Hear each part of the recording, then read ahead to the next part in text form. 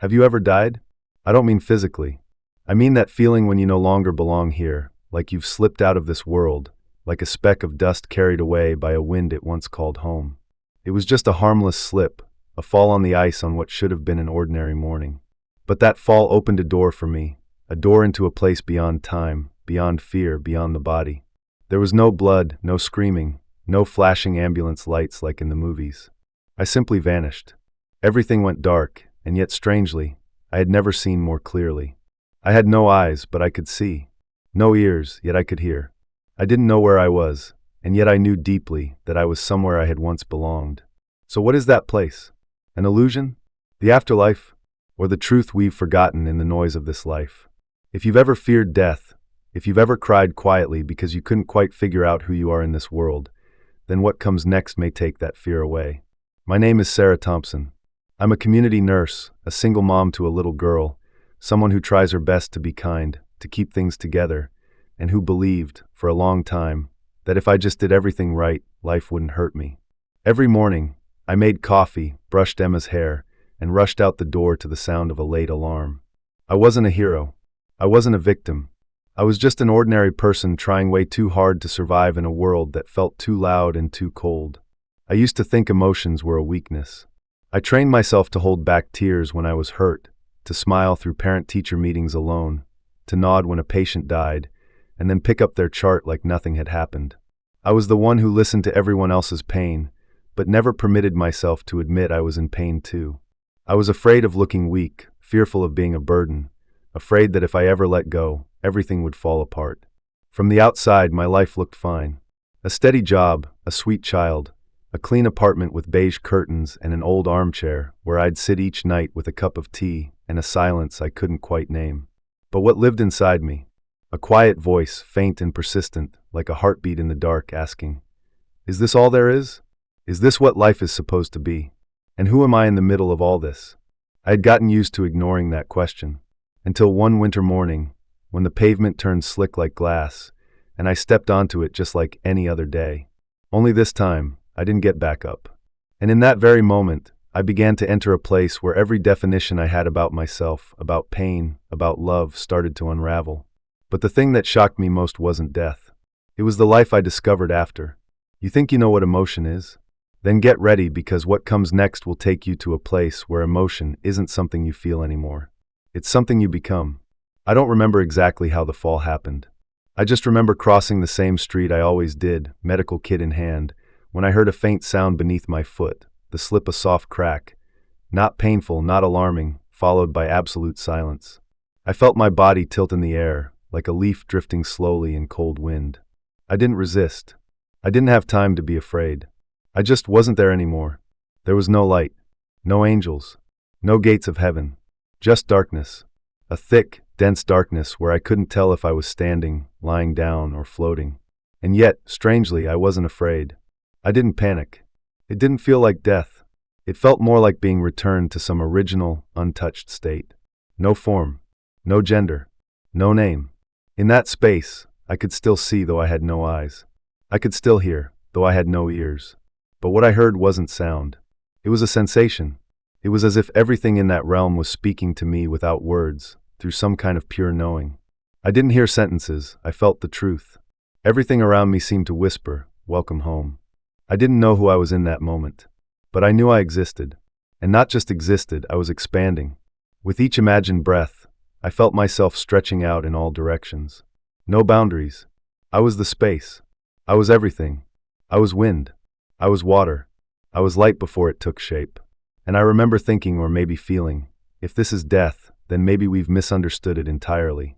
There was no judgment, no list of wrongs, no painful memories replaying. Only a profound understanding that every emotion I had ever felt, from rage to numbness, from silent tears to clenched smiles, was simply an unspoken form of love. Every tear I had swallowed, every time I pretended to be okay, every moment I forced myself to stay strong, they all carried the same message. See me. I too am part of love. I saw myself again, not through eyes, but through vibration. A gratitude exploded from the deepest part of me, as I realized that everything I had once rejected in myself, the weak moments, the emotional swings, all of it was sacred. None of it was wrong. None of it made me less. They were doorways back to who I truly was, doors I had kept shut for years out of fear of being called too emotional. I didn't want to return. Truly. If anyone has ever said, "I'm not afraid of dying anymore," I understand them now. Not because I was brave, but because in that place, there was nothing left to fight. You didn't need to be loved because you were love. You didn't need to be seen because you were already part of everything. But then, as I drifted in that formless, boundless, timeless state, a sound rose from the depth of all emotion, a whisper, soft yet unmistakably powerful. What about my daughter? Just that. A single thought, a single truth. And I was pulled back like a whirlwind drawing scattered stardust home. I knew returning would hurt. I knew the journey wouldn't be easy. But I also knew I couldn't leave her behind. Have you ever wondered what could make a soul, floating in eternity, choose to return to a body filled with pain and limitation? The answer doesn't come from the mind. It comes from someplace deeper. And that's where the next part will take you. The moment I thought of my daughter, an invisible force pulled me back, but instead of falling, I dissolved. There was no longer a me as an individual. There was only a me melting into light. And for the first time, I felt what pure love truly is. Not the kind of love we usually talk about, not the thrill, the dependency, the desperate urge to hold on to someone. This was different. It was a vibration so pure it had no name. It didn't come from anyone, nor was it directed toward anyone. It was the air, the drifting particles of light. It was me. It was you. It was everything that had always been there, even when we were too busy to notice. And I understood something. Every emotion I had ever felt in my life was not meaningless. Even the deepest wounds. The time I screamed alone in the bathroom. The times I held my breath so my daughter wouldn't see me cry. All of those moments weren't erased or judged. They were embraced, held gently in the gaze of something ancient, forgiving, and deeply familiar, something that felt like home. And I was shown not through words, but through direct knowing that emotions aren't meant to be controlled or avoided. They are signals, the language of the soul, letters written in vibration, sent every day from the deepest part of who we are. When I felt anger, it was a cry for help from a boundary that had been crossed. When I felt sadness, it was my soul knocking on the door. When I felt alone, it was the echo of love I hadn't yet given to myself. I used to think I was just an overly emotional person. But now I know I was simply someone who had never been taught how to listen to emotions without shame. I wasn't broken. I was just never held. Then I was shown moments from my life not in a life review the way people often describe it, but as pulses, vibrations, choices, overlooked emotions still alive, still moving inside me like a living emotional ecosystem. I saw the times I said, "I'm fine," when I was falling apart.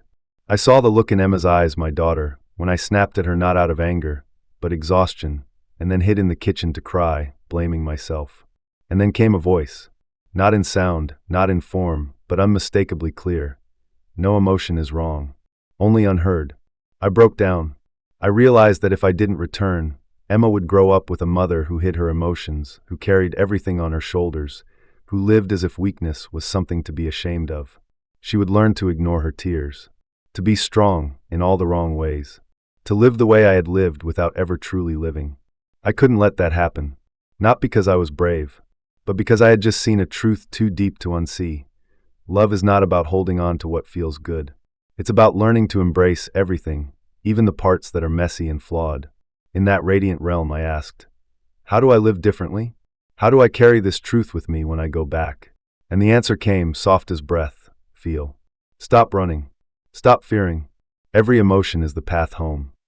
I used to think returning to this world would feel like a sentence. But now I understand that coming back with the gift of empathy is the mission. And if I can live without fearing my emotions, maybe Emma can learn that too. Maybe you can too. Then I began to fall not in panic, but like a petal drifting gently back to the earth. And as the light dimmed, I knew what came next wasn't magic. It was reality. It was pain. It was waking up in a body bruised and broken. But you won't believe what happened when I opened my eyes. I don't know how long I was falling. In that space, time didn't exist. There was only one feeling: I was coming back. And as the light slowly faded into the distance, I felt a pressure on my chest, not suffocating, but like a force echoing from reality. My body was receiving my soul like a shattered vessel trying to hold a rushing stream. It was stiff, cold, and confined. But I didn't panic, because I remembered why I chose to return. Emma, My 10-year-old girl with eyes that always seemed to be searching, as if she was looking for something in me that she couldn't quite name. I remembered that look. I remembered the nights she slipped into my room just to ask, "Mom, are you sad?" And I always said, "No, I'm fine," even when I was drowning inside. I had lived as if hiding my sadness was the best way to love. But I was wrong. Love isn't about hiding. Love is about being there. It's about showing your child that pain doesn't make you weak, it makes you real. I didn't come back because I was afraid of dying. I didn't come back because I thought I had some great mission left unfinished. I came back because I realized, if I left now, Emma might never understand that emotions are sacred. She might grow up like I did, carrying too much, staying silent, thinking that love means hiding and enduring. I couldn't let that happen. I had to return. To love her. But this time with presence. No more hiding. No more avoiding. No more pretending to be strong. And maybe, just maybe, what made me choose to return wasn't only Emma. It was you. It was every person like me who once thought they weren't enough. Who once believed that weakness was failure. Who smiled through the ache just to avoid being a burden. I came back to tell you this. You are not wrong for feeling hurt. You simply need to learn how to hold that pain without fear. In that moment, I knew when I opened my eyes there would be pain. My body wouldn't be the same. I would have to relearn how to breathe, how to speak, how to live. But this time, I wasn't coming back just to survive. I was coming back to truly live. Do you know what it feels like to be born for the first time? This time I did. And the first sound I heard when I opened my eyes was someone crying. But it wasn't me. It was my ex-husband, the man who no longer shared my life but had quietly never stopped loving me, holding my hand in the ICU weeping. I opened my eyes, and I knew nothing from here on would ever be the same. But what you can't yet imagine is what I carried back from the other side changed my life forever. And if you stay until the end, I'll share the most powerful message I received in the light. The one that made sure I could never live the old way again. I came back with a body that was shattered, but a soul more whole than it had ever been. Yes, there was pain, physical exhaustion, strain, but underneath it all, there was something new. A foundation, a stillness. Not the kind of peace that comes from surviving, but the kind that comes from truly seeing. I looked at Emma, and for the first time, I didn't force a smile to reassure her.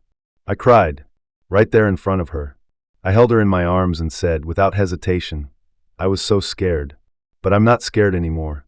Because now I understand, even fear is just a part of love waiting to be seen.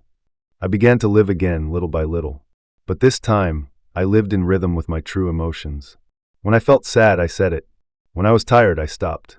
When I was happy, I laughed loudly, without apology. I stopped caring whether people saw me as strong or weak.